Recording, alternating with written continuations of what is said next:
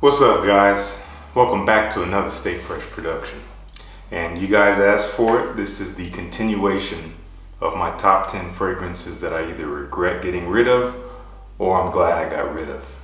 Today is the latter. Today we're talking about 10 fragrances that I'm happy that I let go for one reason or another. If you missed the previous list of fragrances that I regret getting rid of, you can check it out here. Make sure you do that. And let's jump right into this list here. This is in no particular order, by the way. First up, we're talking about a fragrance from the house of Abercrombie & Fitch. This is called Endeavor. I actually did a blitz review on this fragrance. I honestly don't remember everything I said in that review. I haven't watched it in a long time, probably since I released it, so I don't remember what my thoughts were back then. If you want to check it out, you can do so, and maybe I'll contradict everything I said in that review right now. Basically, this fragrance was recommended to me by a friend in the community, and this is by no means a fault to him or his recommendations or his taste. But he recommended it to me and he said, hey man, this one kind of smells like a Ventus. And I said, well, let me see. This might be an interesting one to get and review for the channel. So I picked it up, and yeah, it kind of smells like a Ventus. Kind of. The best way I can describe this fragrance is a Ventus on the rocks. Imagine a Ventus in a glass filled with ice, and it's just being watered down and watered down. And by the time it's almost done melting, that's kind of what you have with Endeavor. It's a Ventus light. It's super fleeting. It doesn't last. And if you have a Ventus or any of the other clones of a Ventus, you're way better off than getting Endeavor from Abercrombie & Fitch.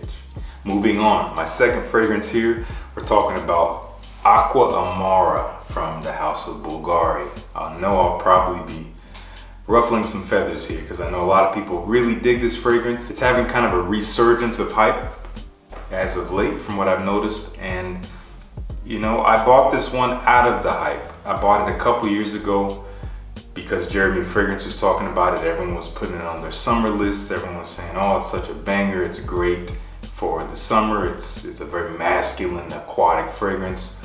And then I sprayed it on after getting it, and I'm like, it's not that good. I don't know. I was trying to like it. And then I watched Mitsu from Simply Put Scents. He did a review on this one and summed it up perfectly and said it smells like orange cleaner. Like imagine like an orange tub cleaner.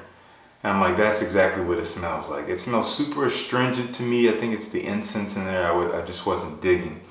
But ultimately, I tried to spray it on multiple times. I tried to wear it. I really appreciate the performance, and I also appreciate how different it is, but I just didn't find it pleasant. So I got rid of it, and I don't miss it. Up next, this is a beloved fragrance in the community, probably the best-selling fragrance of all time. This is Acqua di Gio from the house of Giorgio Armani, released back in the 1990s. I don't remember exactly which year. I want to say like 96. I never liked this fragrance. I think I've mentioned that on my channel before. From the jump, I received this fragrance as a gift, full bottle as a gift, and from the first spray I was like, man, this is, I didn't get it. Honestly, it smelled like eggs inside of clean toilet water.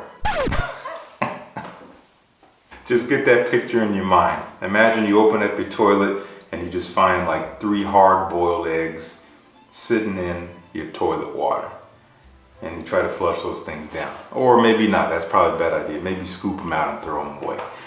You don't want that stuff in your plumbing. That's what it smelled like to me. And honestly, the only reason why I don't have it anymore is because I accidentally dropped the bottle and broke it. Maybe that was the universe trying to tell me something and trying to agree with me, like, yeah, you don't like this, you don't need it. Slip, butterfingers, crash on the ground, gone forever, never got it back. The person who bought it for me was very upset that I dropped it, but they got over it, and again, I don't miss it.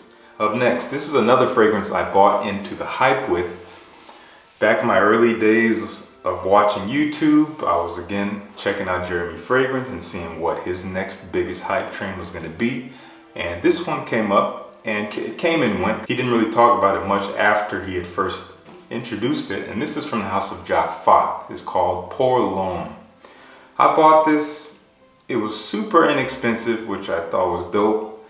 Put it on my skin and I'm like, ugh, it just smells oily. It smelled like oily raspberries to me. I tried to wear it. It just literally smelled like very balsamic raspberries with a little bit of muskiness and maybe some rose or something. I just wasn't digging it at all. At all. I tried, and every time I put it on, I had to scrub it off. I got sick. So, needless to say, I don't have it anymore. Up next, I'm going to get some hate for this one as well. I guarantee it. Next is Pure Malt from Mugler. Now, I got a decant of Pure Malt, and that is how I first smelled it. This was years ago. I bought a decant, and I really loved it. Oh man, I think it was an earlier batch. It had great performance. The smell was rich. It was so nice. I loved it.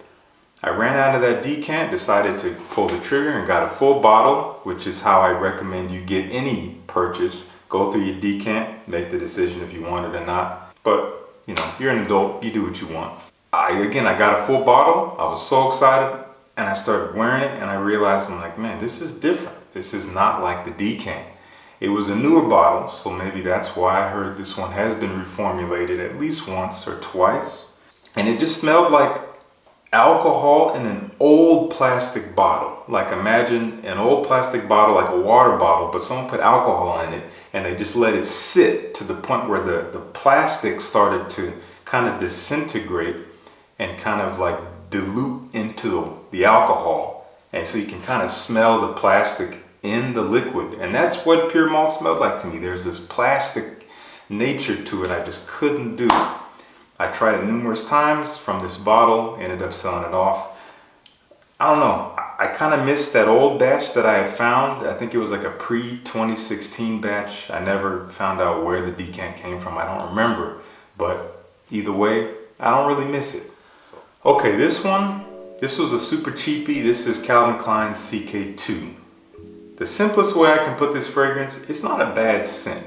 It just reminded me of some bad memories. It made me remember some fragrant memories that are associated with some not so great times in my life. Just the scent of it. And honestly, I could not even explain to you why.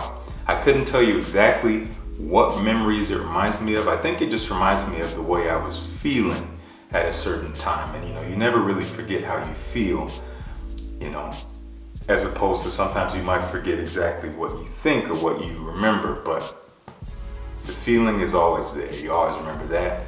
And it just conjured something up. I tried it on a few times. I'm like, nah, I'm not doing it. Sold it off immediately. I literally had it in my collection for like a week and then sold it off. Yet another beloved fragrance in the community. Many of you guys love this. This is Bleu de Chanel, the Eau de Toilette. I've explained before, when I heard about this fragrance, I went out and tried it. I was deliberating between EDT and the EDP. And I was trying to convince myself that I liked the EDT more because everyone else was saying that I should get the EDT when I asked them. And I just found it strange smelling. I didn't find it pleasant.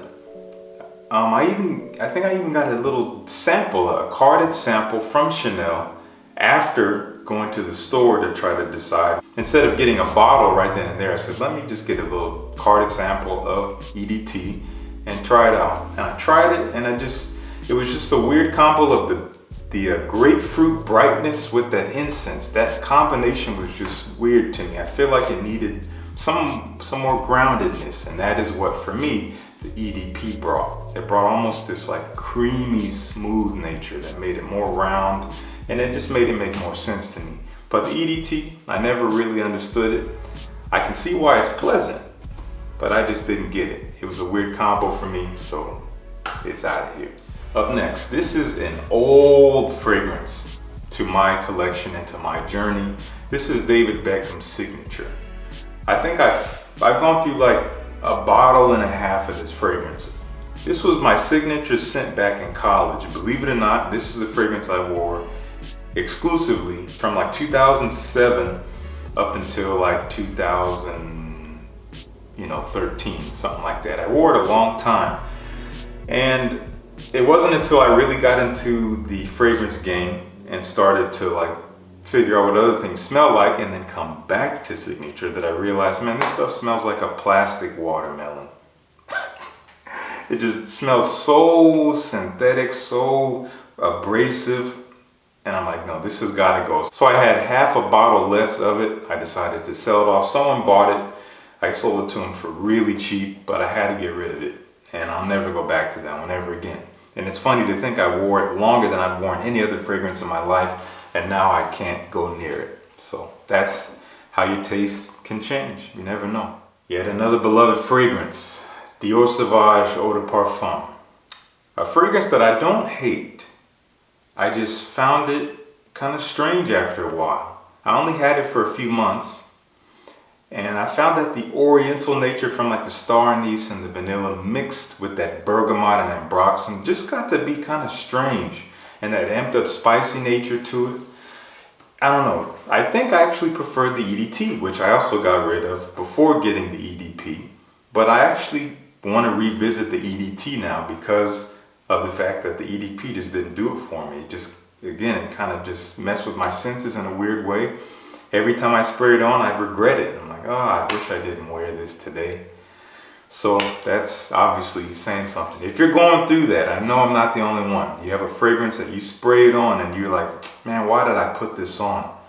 You probably don't need that fragrance. I'm not going to say get rid of it. I'm just going to say maybe reassess how you really feel about that fragrance if you're regretting every time you spray it on.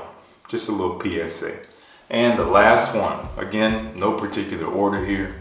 This is coming from the house of Acqua de Parma. I'm going to ruffle some feathers with this one too.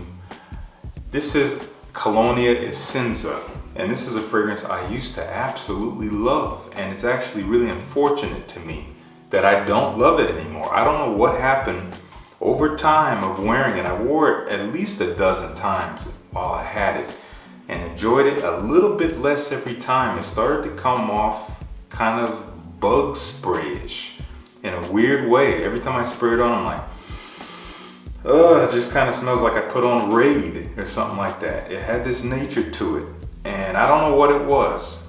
Again, it was a fragrance I loved when I first got it. When I first smelled it in store, I'm like, I have to have this. About a month later, I picked it up, and over the time of wearing it, I just couldn't stand it. So I know a lot of you guys love this fragrance. I know Dan from Mr. Smelly, 1977, I know you really dig this one, and I mean no disrespect to you. I'm not saying it's a bad scent, but it just kind of rubbed me the wrong way. I wish it hadn't, but it did. So that is it for me. Those are my top 10 fragrances that I'm glad I don't have anymore. There's a couple fragrances in the list that I actually am a little curious to revisit. Like I said, Dior Sauvage, I might revisit. I might even revisit the Colonia Essenza. It's been a while since I got rid of it, so I might get a sample or decant and try it one more time. Again, you never know how things can change, and I am open to change, so I'm not gonna just shut the gates and say, oh, these fragrances are gone from my life forever. Some of them are, that Jacques Fath and that Aqva Amara, those, no, not going back. That's fine. Let me know a couple fragrances that you are glad you got rid of. Fragrances that either maybe were super hyped and you got them, and not only were you disappointed with them, but you were disgusted by them and had to get rid of them. Let's talk about it down in the comments. Also, make sure to follow me on Instagram. Down in the description, I put the link to my Instagram every single video. And I know a few of you guys trickle in every now and then, but go down to that link and follow me on Instagram. Stay up to date with me with the behind the scenes, life, day-to-day stuff. I post some stuff on there that you will not see on here. So let's stay connected that way too. Anyway, thank you guys for tuning in. Peace. I'll see you guys in the next one.